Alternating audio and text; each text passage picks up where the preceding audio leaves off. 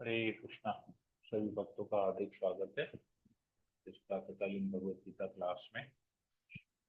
तो हमने पिछली बार पढ़ा कि किस प्रकार भगवान अर्जुन को कहते हैं कि जो भी कार्य है वो सब कुछ त्रुटिपूर्ण होते हैं। जो भी कर्म है मतलब हर, चाहे वो क्षत्रिय का कार्य हो, वैश्य का कार्य हो, शूद्र का कार्य हो, हर कार्य में कोई ना कोई त्रुटि जरूर रहती है। डिफेक्ट है, परफेक्ट कोई कार्य नहीं है। लेकिन ये सोच के कि ये कार्य गलत है या इस कार्य में मैं गलती कर रहा हूं, उसका कार्य सही है तो मैं उसका कार्य करूंगा, ऐसा नहीं करना चाहिए।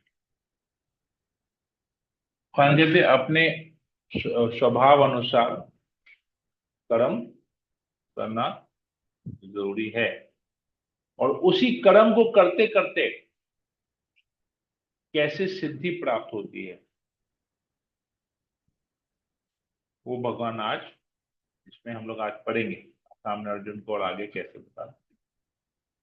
ओम ज्ञानतिमिरान्धस्य ज्ञानांजनाशलाकया चक्षुरुन्मीलितं येन तस्मै श्रीगुरुवे नमः। नमो विष्णुपादाय कृष्णप्रेष्ठाय भूतले श्रीमते भक्तिवेदांत स्वामिनिति नामिने नमस्ते सरस्वती देव गौरवाणी प्रसारिणे निर्विशेष शून्यादि पाश्चात्य देशतारिणे हे कृष्ण करुणा सिंधु दीन बंधु जगतपते गोपेश गोपिका कांत राधा कांत नमस्ते तप्त कांचन गौरांगी राधे वृंदावनेश्वरी पुष्पानुसुते देवी प्रणमामि हरिप्रिये पंचाकल्पतरुभ्यश्च सिंधुभ्यैव च पतितानां पावनेभ्यो वैष्णवेभ्यो नमो नमः। जय श्री कृष्ण चैतन्य प्रभु नित्यानंद श्री अद्वैत गदाधर शिवासादि गौर भक्तवृंद। हरे कृष्ण कृष्ण कृष्ण हरे हरे हरे राम राम। मंगलाचरण की जय। ओम नमो भगवते वासुदेवाय। ओम नमो भगवते वासुदेवाय। ओम नमो भगवते वासुदेवाय। भगवद गीता अध्याय 18 श्लोक नंबर 49। भगवान कहते हैं जो आत्म संयमी तथा अनासक्त है एवं जो समस्त भौतिक भोगों की परवाह नहीं करता, वह संन्यास के अभ्यास द्वारा कर्म फल से मुक्ति की सर्वोच्च अवस्था प्राप्त कर सकता है। तो जो व्यक्ति कर्म कर रहा है, भले वो कर्म त्रुटिपूर्ण क्यों न हो, उसको आत्म संयमी होना चाहिए और अनासक्त होना चाहिए।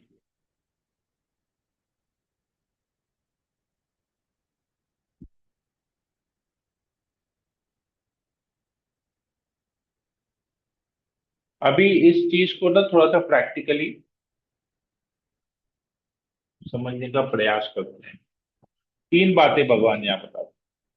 आत्म संयमी होना चाहिए, अनासक्त होना चाहिए और भौतिक भोगों की परवाह नहीं करनी चाहिए।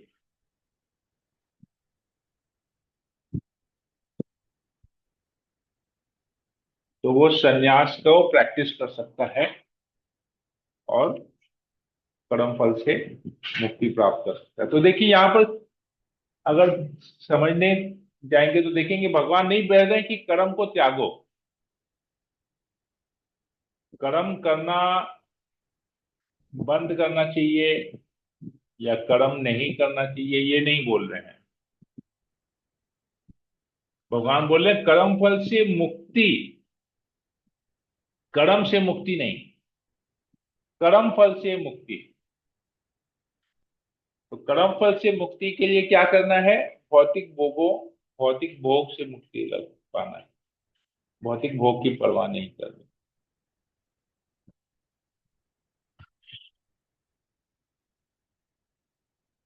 तो जो व्यक्ति आत्म संयमी है, सेल्फ कंट्रोल्ड है,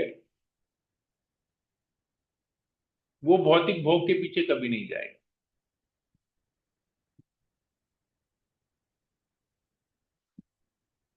उसे भौतिक भोगों के प्रति आसक्ति कभी नहीं।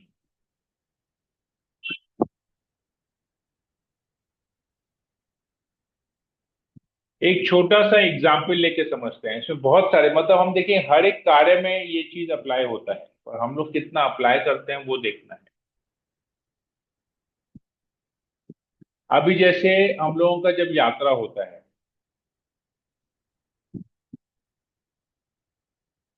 या कोई भी प्रोग्राम होता है, तो उस प्रोग्राम में आप देखेंगे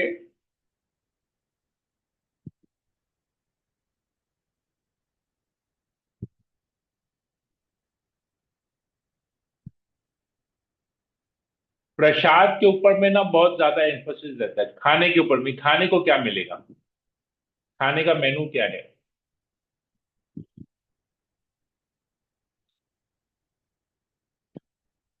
भले ही प्रवचन बहुत अच्छा क्यों ना हो, कथा बहुत अच्छी क्यों ना हो, अगर प्रसाद में स्वाद नहीं रहेगा, लोगों ने खाना ठीक नहीं रहता है, प्रसाद तो वो अच्छा नहीं था, प्रसाद अच्छा नहीं था मतलब भगवान का प्रसाद है और वो अच्छा नहीं है, तो ये देखिए ये कैसी हमारी मानसिकता है।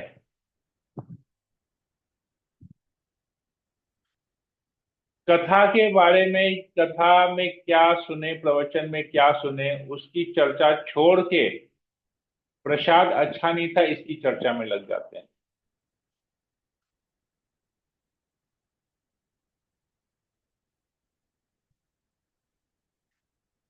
प्रसाद अच्छा नहीं था मतलब भगवान को भोग अच्छा नहीं लगा क्या, या भगवान ने जो भोग किया हमको वो पसंद नहीं है, तो तो भौतिक भोग हो गया, फिर वो प्रसाद नहीं है, वो भोजन हो गया, तो भौतिक भोग है। जब हम ऐसा सोचेंगे, हमारी ऐसी सोच रहेगी, तो क्या कैसे हम अनासक्त रहेंगे। ये अनासक्ति नहीं, ये आसक्ति है, खाने के प्रति आसक्ति है, प्रसाद के प्रति नहीं, खाने के प्रति, ये भौतिक भोग हो गया वो।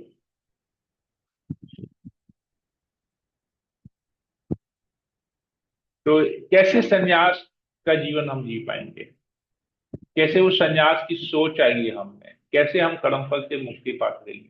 देखिए बार बार हम एक ही बात कह रहे हैं, कर्म से मुक्ति नहीं है, कर्म फल से मुक्ति की बात हो रही है, उसे सन्यास कहते हैं।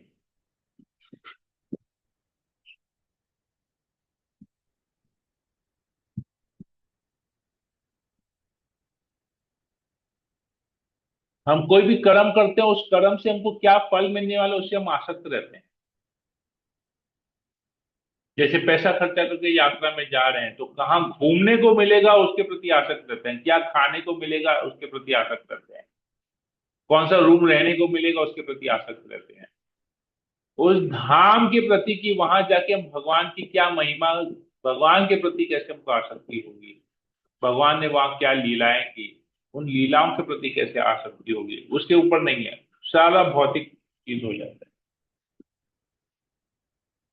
क्योंकि भौतिक लक्ष्मी दे रहे हैं, इसलिए भौतिक लाभ भी चाहिए। ये सबसे बड़ा प्रॉब्लम है।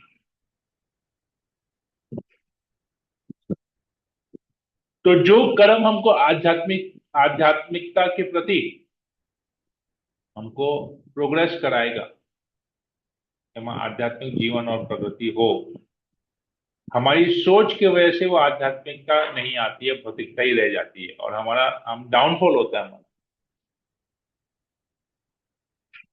ये हमने केवल एक यात्रा का एग्जाम्पल दिया, आप देखेंगे, आप लोग सब लोग देखेंगे आपके जीवन में प्रतिदिन प्रत्येक कार्य में कुछ ना कुछ ऐसा है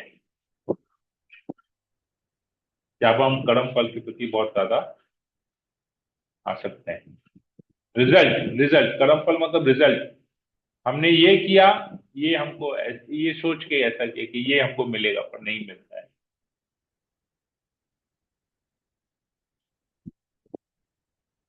अगला श्लोक। हे कुंती पुत्र, जिस तरह इस सिद्धि को प्राप्त हुआ व्यक्ति परम स्थितावस्था अर्थात ब्रह्म को, जो सर्वोच्च ज्ञान की अवस्था है, प्राप्त करता है, उसका मैं संक्षेप में तुमसे वर्णन करूंगा, उसे तुम जानो। तो ऐसे कर्म फल से अनासक्त होके वो व्यक्ति किस अवस्था को प्राप्त करता है, भगवान उसके बारे में यहाँ पर संक्षेप में, शॉर्ट में बता रहे हैं, विस्तार में नहीं बता रहे हैं, संक्षेप में बता।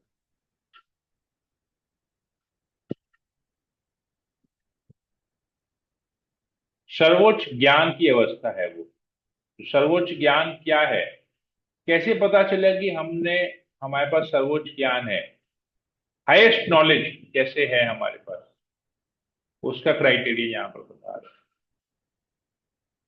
कहते हैं अपनी बुद्धि से शुद्ध होकर तथा धैर्य पूर्वक मन को वश में करते हुए इंद्र तृप्ति के विषयों का त्याग कर राग तथा द्वेष से मुक्त होकर जो व्यक्ति एकांत स्थान में वास करता है, जो थोड़ा खाता है, जो अपने शरीर मन तथा वाणी को वश में रखता है, जो सदैव समाधि में रहता है और पूर्णतया विरक्त, मिथ्या अहंकार, मिथ्या शक्ति, मिथ्या गर्व, काम, क्रोध तथा भौतिक वस्तु के संग्रह से मुक्त है, जो मिथ्या स्वामित्व की भावना से रहित तथा शांत है, वह निश्चय ही आत्म साक्षात्कार के पद का को प्राप्त होता है।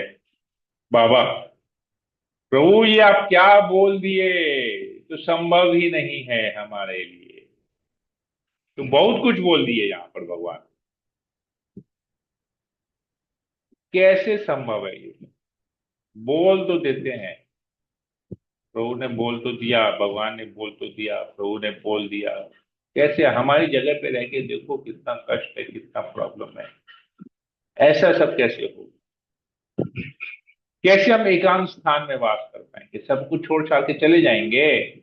यही तो गड़बड़ था, पहले बोलते कुछ छोड़ना नहीं है, फिर बोलते छोड़ देना है। ये ठीक नहीं बोल रहे हैं, तो कंफ्यूज कर दे रहे हैं। तभी बोलते हैं कर्म करो,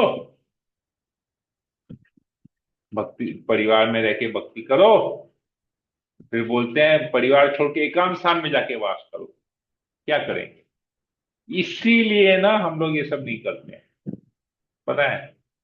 उंगली देते हैं तो हाथ पकड़ लेते हैं, हाथ देते हैं तो गला पकड़ लेते हैं।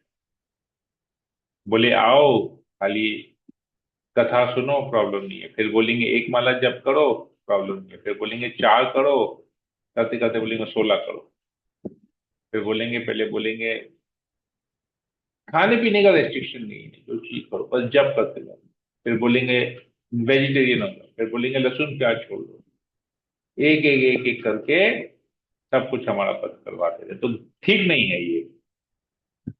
बहुत लोग ऐसा बोलते हैं, बहुत लोग ऐसा सोचते हैं। तो भगवान तो यहाँ पर बोले एकांत स्थान में वास करो, आप तो बोले प्रभु घर में रह के भक्ति करो, आप फिर बोलते हैं एकांत स्थान में जाके वास करो। सब कुछ छोड़ छाड़ के एकांत स्थान में वास करेंगे तो बीमार पड़ेंगे तो कौन देखेगा हमको?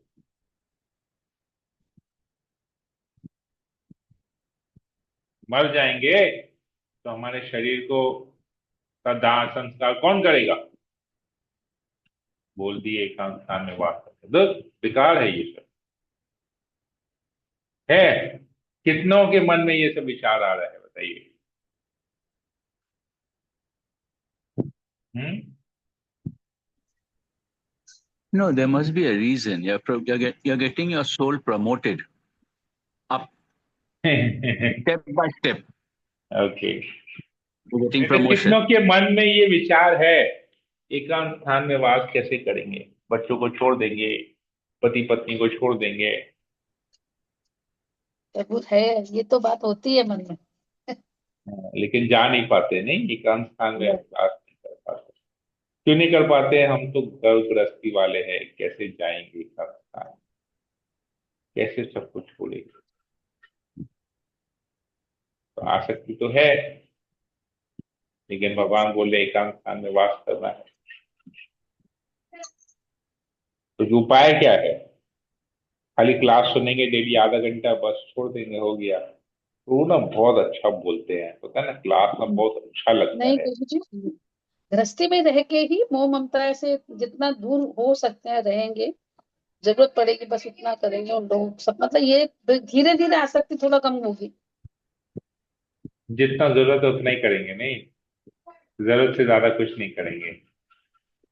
हाँ मतलब जितना है उन लोगों को जरूरत, ये नहीं है कि जबरदस्ती। भगवान को इस बोलिए कि भगवान हमको ना 2 रोटी चाहिए, हमारा पूरा हो जाता है, तीसरा रोटी मत दीजिए। जरूरत से ज्यादा हो जा रहा है। भगवान हम ना 2 BHK फ्लैट में खुश हैं, 3 BHK फ्लैट नहीं चाहिए। हमारा ना डेली 1000 रुपये में काम हो जाएगा, हमको 5000 रुपये नहीं चाहिए, जरूरत से ज्यादा नहीं चाहिए। क्या करेंगे जरूरत से ज्यादा।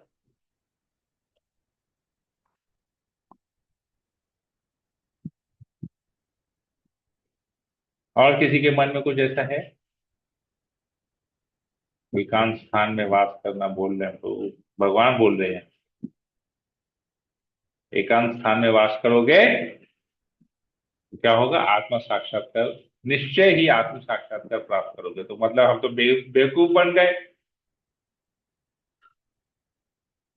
मतलब अभी हम एक्सपेरिमेंट कर रहे हैं, आत्म साक्षात्कार होगा कि नहीं होगा गृहस्थ जीवन में। बेकार हो गया नहीं इन लोगों का इतना पढ़ाई लिखाई करना, एकांत स्थान में वास ही नहीं कर पा रहे हैं। क्या बोलते हैं आप लोग? टोपी हो गया, भगवान हमको टोपी बना दिए। सब कुछ इतना पढ़ने के बाद एंड में जाके बोलते हैं एकांत स्थान में वास करो।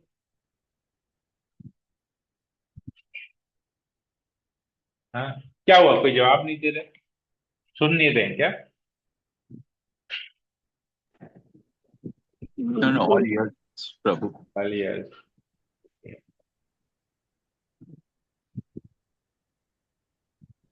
ठीक है, तो इसको थोड़ा सा समझने का प्रयास करते हैं। हाँ,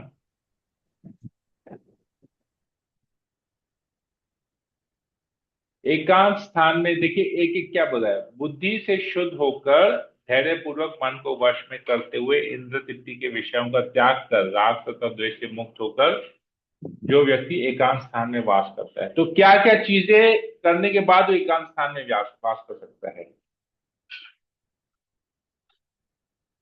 इंद्र तृप्ति के विषय को त्याग कर दिया।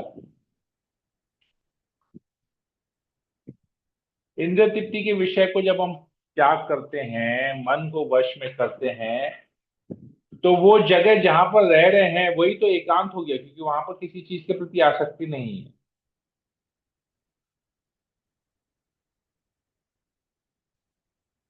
अब आपके सामने क्या हो रहा है आपको उसके बारे में इंटरेस्ट ही नहीं है, तो आप एकांत स्थान में हुए कि नहीं हुए?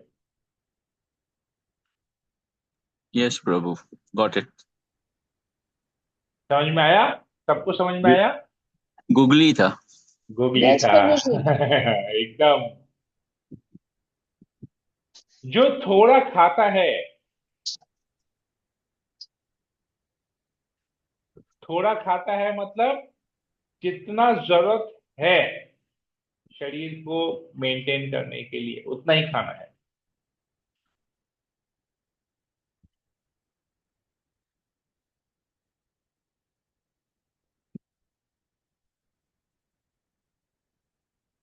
एक्सेस खाएंगे तो मतलब पूरा पेट भर के खाएंगे। एक्सेस खाने का मतलब पेट भर के खाना। थोड़ा खाने का मतलब है जितना भूख लग रहा है उससे कम खाना। ठीक है, तो समझ लीजिए इसका डिफरेंस क्या है, थोड़ा खाने का मतलब क्या है। थोड़ा खाने का मतलब इतना नहीं है कि हम केवल एक एक दाना चावल का खा लेंगे हमारा हो गया, एक टुकड़ा रोटी का खा लेंगे हमारा हो गया, नहीं। जितनी हमको भूख है उस भूख से कम खाना, और तभी खाना जब भूख लगती है। कितने लोग हैं बोलते हैं अरे यार 2 बज गए, खाना खाने का टाइम हो गया है। खाना खाने का टाइम हुआ है ये सोच के खाना खाते हैं, भूख लगी है कि नहीं ये सोच के खाना नहीं खाते।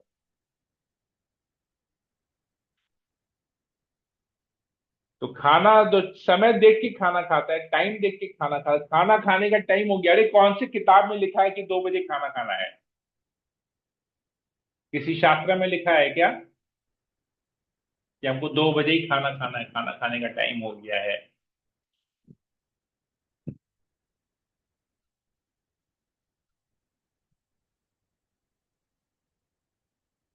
भूख लगे नहीं लगे 2 बज गए खाना खाना है मतलब हमको भूख नहीं है, तो फिर भी हम खा रहे हैं। तो जो खा रहे हैं वो जो 3 रोटी हम खाने का कमाल है, तो हम 3 रोटी खा रहे हैं भले, जबकि भूख नहीं है 3 रोटी की, तो उसको थोड़ा खाना कहते हैं ना हद से ज्यादा खाना कहते हैं? हद से ज्यादा खा रहे हैं, जब हद से ज्यादा खा रहे हैं तो शरीर में तकलीफें आएंगी।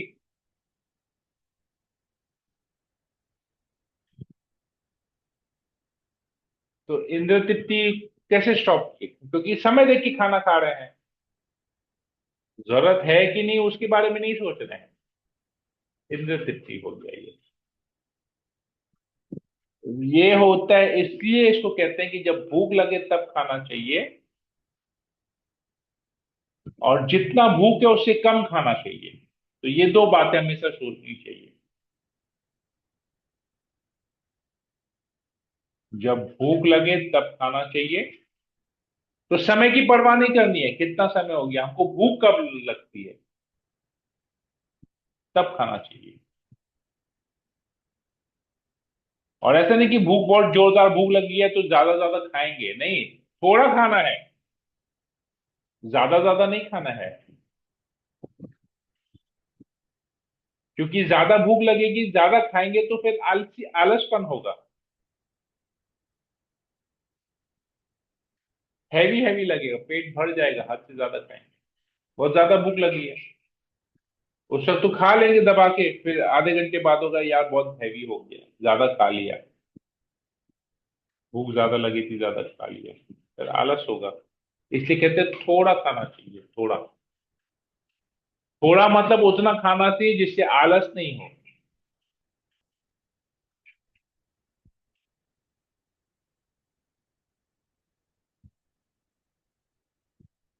शरीर और वाणी को वश में करना है, तो शरीर इसी से ही वश में रहेगा।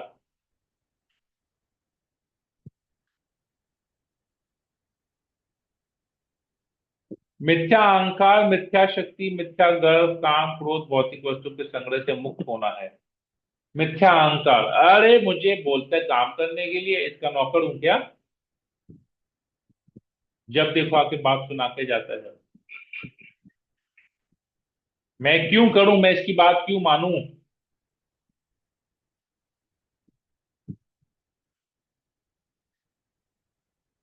मिथ्या शक्ति, हमारे पास जो भी काम करने का कैपेसिटी है वो भगवान की कृपा से है। जो सोच हम सकते हैं वो भगवान की कृपा है, जो समझ सकते हैं भगवान की कृपा है। जो भी हम बुद्धि, जहां पर भी बुद्धि लगा पा रहे हैं भगवान की कृपा है।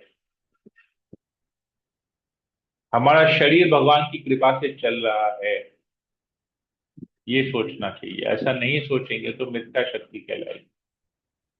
मिथ्या शक्ति है, या भगवान के बारे में नहीं सोचते हैं तो जो शक्ति के बारे में हम सोच रहे हैं मिथ्या शक्ति है। मिथ्या गर्व, मैं करता हूं, मैंने ये कार्य किया है, इस सब से मुक्त होना पड़ेगा। मिथ्या सामित्व, ये मेरा है, ये घर मेरा है, मैं जो चाहिए करूं यहां पर। भगवान को एक कोने में डाल देंगे,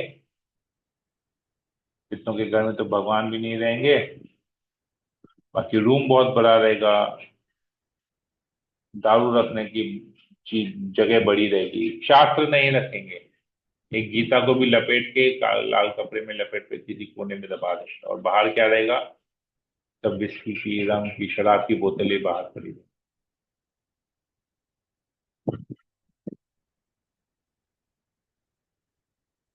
ये सबसे प्रैक्टिकली है, कितना कुछ यहाँ पर बता रहे हैं। ये सब से जब मुक्त हो जाएंगे तभी हमको शांति भी प्राप्त होगी। ये सब चीजें अशांति, भौतिक भोग अशांति का कारण है, ये समझना चाहिए। तभी भगवान कहते हैं निश्चय ही आत्म साक्षात्कार के पद को प्राप्त होता है। अभी हम उस पद में चल रहे हैं, हमको लग रहा है हम उस पद में चल रहे हैं, और क्या प्रोग्रेस हुआ है नहीं पता। भगवान कहते हैं ये सब जब होगा तो निश्चय ही, तब तो गारंटी है कि वो आत्म साक्षात्कार के पद में चल रहा है, परफेक्ट रोड में है। अभी हमको लग रहा है कि यही रोड आत्म साक्षात्कार का है, हमको लगता है। लेकिन हमारे लगने से और वो चीज वास्तव में होने में फर्क होता है।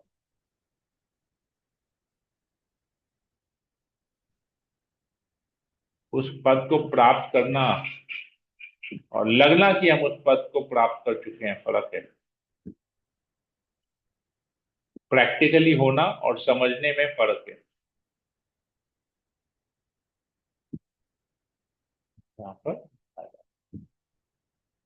इस प्रकार जो दिव्य पद पर स्थित है वह तुरंत परब्रह्म का अनुभव करता है और पूर्णतया प्रसन्न हो जाता है।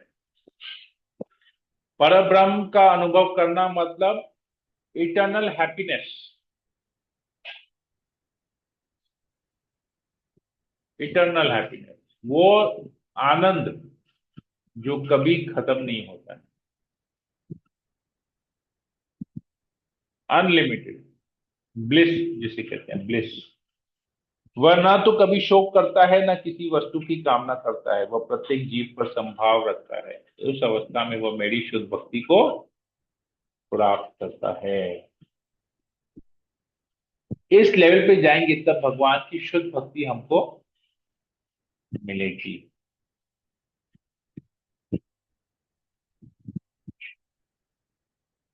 और जब ऐसी शुद्ध भक्ति मिलेगी तो भगवान क्या कहते हैं, केवल भक्ति से मुझ भगवान को यथारूप में जाना जा सकता है। जब मनुष्य ऐसी भक्ति से मेरे पूर्ण भावनामृत में होता है तो वो वैकुंठ जगत में प्रवेश कर सकता है। तो भगवत धाम जाने का क्राइटेरिया भक्ति से भगवान को जानना, भगवान के प्रति भावनामृत उत्पन्न करना, और तभी हम भगवत धाम जा पाएंगे।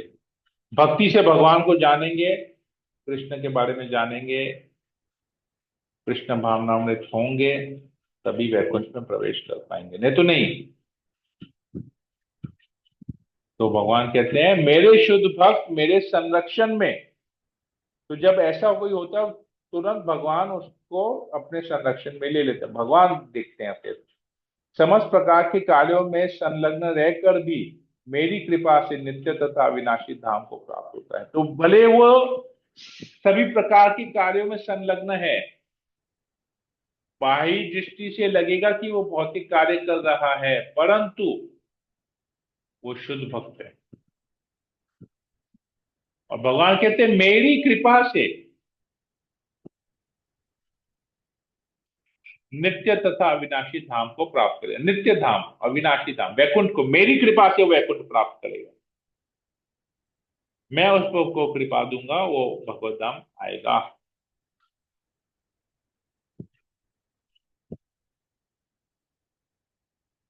जैसे एक बार प्रभुपाद जी फ्लाइट से उतरे और एयरपोर्ट पे कुछ रिपोर्टर ने उनसे पूछा, आप तो स्वामी हैं, सन्यासी हैं, फिर भी आप भौतिक चीजों का यूज कर रहे हैं, आप एरोप्लेन में ट्रैवल करते हैं,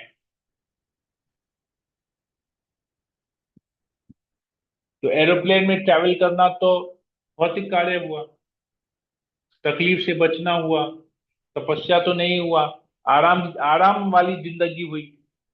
एरोप्लेन में ट्रैवल करना नहीं, फ्लाइट में ट्रैवल करना। 32 घंटा 36 घंटा ट्रेन की जर्नी बोलेंगे और 2 घंटे फ्लाइट में करेंगे, तो फ्लाइट आराम देने वाला हुआ ना, लग्जरी हुआ। पैसा भी ज्यादा लगता है तो लग्जरी हुआ। तो साधारण दृष्टि से देखेंगे कि वो एक भौतिक कार्य है, लग्जरी है, आराम देने वाला है। तो प्रभुपाद जी एक बार ऐसे फ्लाइट में उतरे तो कुछ रिपोर्टर ने पूछा, आप प्लेन में ट्रैवल कर रहे हैं तो आप कैसे सन्यासी हुए, आप तो भौतिक चीजों का यूज कर रहे हैं। तो प्रभुपाद जी बताते हैं कि जिस स्पीड में आप लोग पाप करके नरक की तरफ जा रहे हैं, आप लोग जिस स्पीड में नरक जाने के प्लेन में सवार हैं, आप लोगों को बचाने के लिए मुझे तो जेट में ट्रैवल करना पड़ेगा, मैं फिर भी एरोप्लेन में ट्रैवल कर रहा हूं। जिस गति से, जिस तेज गति से आप लोग नरक की तरफ जा रहे हैं, आप लोगों को बचाने के लिए मुझे जेट में ट्रैवल करना पड़ेगा, जेट प्लेन में, जेट हवाई जहाज में उड़ना पड़ेगा, फिर भी मैं नॉर्मल हवाई जहाज में उड़ूंगा। तो प्रभुपाद जी हवाई जहाज में सफर करते थे अपने भोग के लिए नहीं, अपनी सुविधा के लिए नहीं, वो कैसे कम समय में ज्यादा से ज्यादा लोगों को भगवान कृष्ण का ये संदेश पहुंचा सके। वो एक दूत थे भगवान के, कैसे वो संदेश पहुंचा सके, ये उनकी चेतना थी।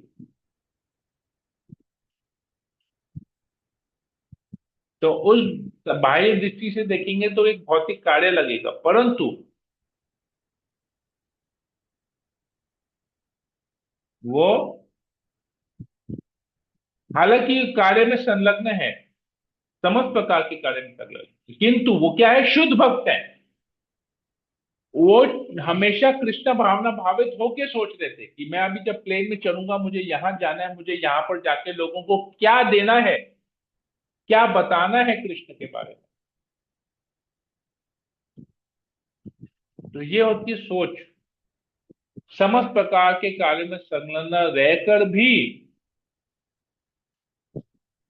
वो कृष्ण भावना भावित रहता है, भगवान की कृपा का पात्र है।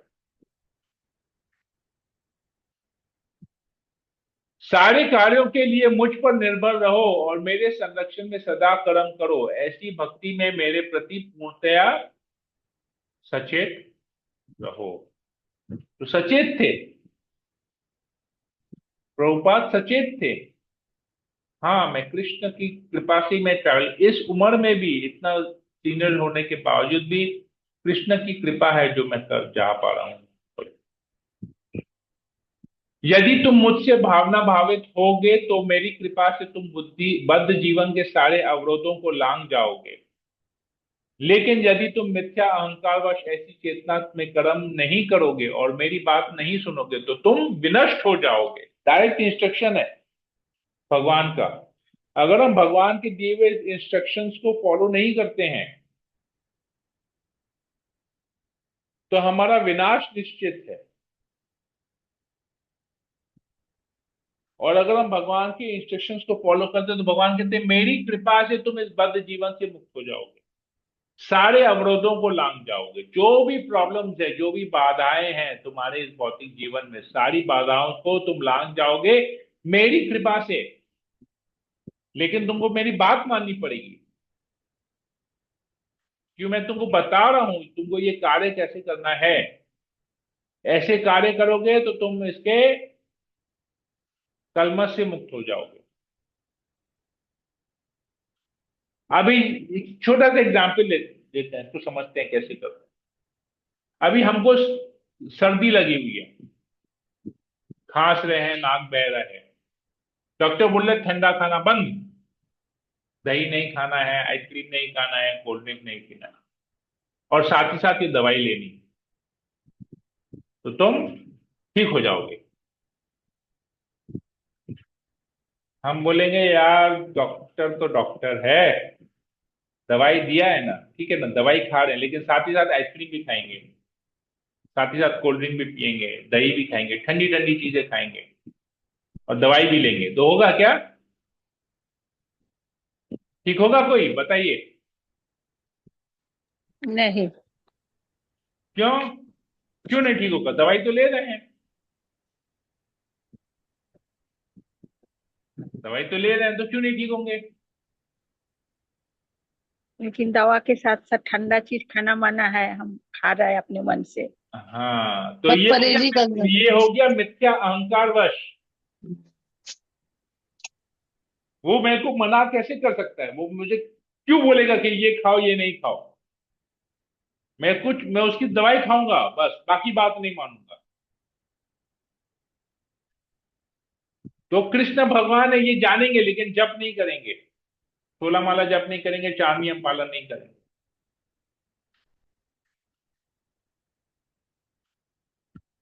और फिर प्रॉब्लम्स होंगे तो रोएंगे।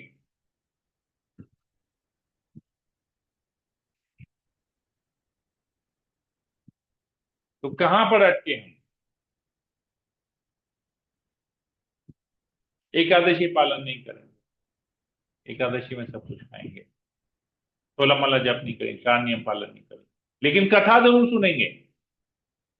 हम तो ना प्रभु गीता का क्लास ना रेगुलर सुनते हैं, हम गीता का भी रेगुलर पाठ करते हैं, बस और कुछ नहीं करते। ये जप अब नहीं करते, भोग लगाते नहीं।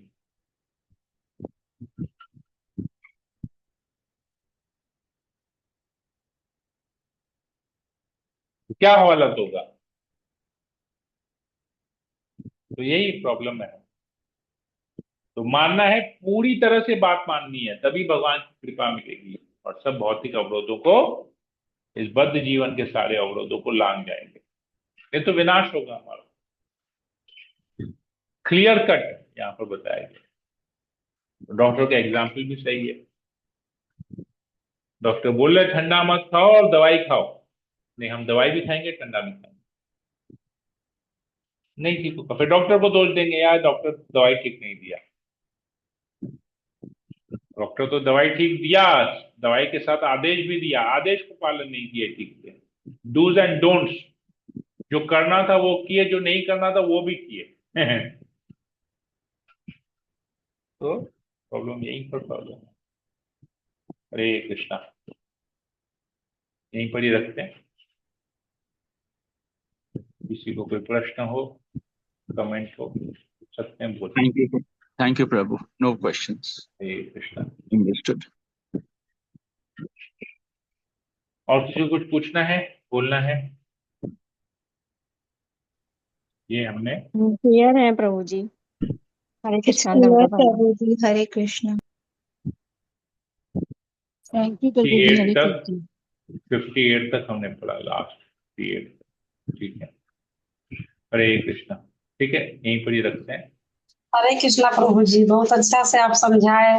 मतलब हर रूल को फॉलो करना पड़ेगा, ये नहीं कि आधा अधूरा में मतलब काम चल जाए, ऐसा नहीं होगा। पूरा रूल मतलब फॉलो करना पड़ेगा प्रभु जी, तब भगवान की पूरी कृपा मिलेगी। हरे कृष्णा प्रभु जी, हरे धन्यवाद। कृष्णा। ठीक है, तो यहीं रखते हैं। ओके, हरे कृष्णा कृष्ण कृष्ण हरे हरे, हरे राम राम राम हरे हरे। पंचाकल्पतरुभ्यश्च कृपा सिन्धुभ्यश्च पतितानां पावनेभ्यो वैष्णवेभ्यो नमो नमः। सम्यक् भक्तवृंद की जय, श्री प्रभुपाद की जय, भगवत गीता की जय। हरे कृष्णा प्रभु, धन्यवाद।